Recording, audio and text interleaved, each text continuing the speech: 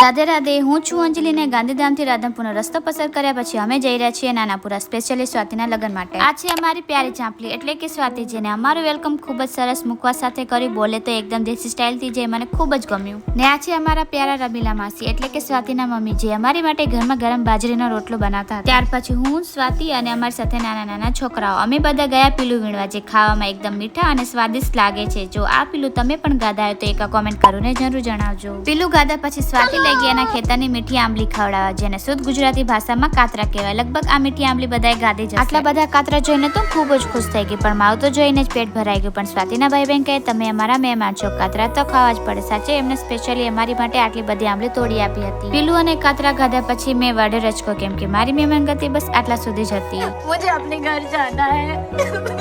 હું તો ભૂલી જ ગઈ હતી, સ્વાતિના લગ્નથી પહેલા એના ઘરમાં એની મોટી બેનની જાન જોડાવાની હતી. તેથી અમારી મોટી બેનને અમારા રીત રિવાજ મુજબ નારિયેલ અને ઘઉંથી વધાવી હતી, અને રાતના મોડા સુધી અમે લોકો દેશી ઢોલ ઉપર ગરબા કર્યા હતા. જો તમને મારો આજનો વ્લોગ પસંદ આવ્યો હોય તો લાઈક, શેર અને ફોલો કરવાનું બિલકુલ ના ભૂલતા. હવે મળીશું આપણે એક નવા વ્લોગની હારે એટલે કે પાર્ટ 2 ની સાથે. ત્યાં સુધી બાય બાય, ટેક કેર અને રાધે રાધે.